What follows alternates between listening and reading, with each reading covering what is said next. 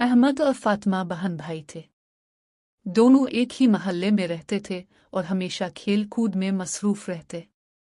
एक दिन स्कूल से वापसी पर फातिमा ने अहमद से कहा, भाई, आज इमाम साहब ने बताया कि नमाज मोमिन की जिंदगी का सबसे बड़ा सहारा है। जो बच्चा नमाज पढ़ता है अल्लाह इससे राजी होता है। अहमद ने कंधे उचका कर कहा, नमाज पढ़ने से क्या होता है? मैं तो खेल कर खुश रहता हूँ।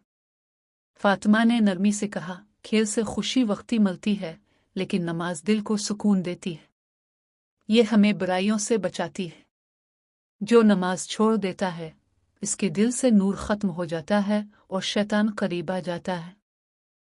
इसी दौरान उनके अबू कमरे में आए और मुस्करा कर बोले, बेटा, नमाज पढ़ने वाले को अल्लाह कामयाब करता है। नमाज छोड़ने वाला दुनिया और आखिरत में नुकसान उठाता है। नमाज बरकत और रहमत लाती है।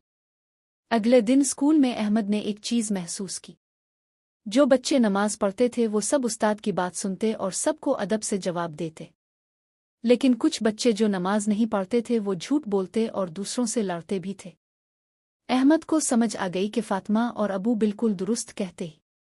शाम को अजान हुई तो अहमद ने फातिमा को कहा, बहन, अब से मैं भी नमाज कभी नहीं छोड़ूंगा। दोनों बहन भाई ने वुजू किया और इकट्ठे नमाज पढ़ने लगे। उनके दिलों में सुकून और खुशी उतर गई। सबक: बच्चों, नमाज पढ़ने से अल्लाह खुश होता है, बरकत मिलती है और दिल को सुकून मिलता है, जबकि नमाज छोड़ने से दिल सख्त हो जाता है और इंसान गुनाहों में फंस जाता है।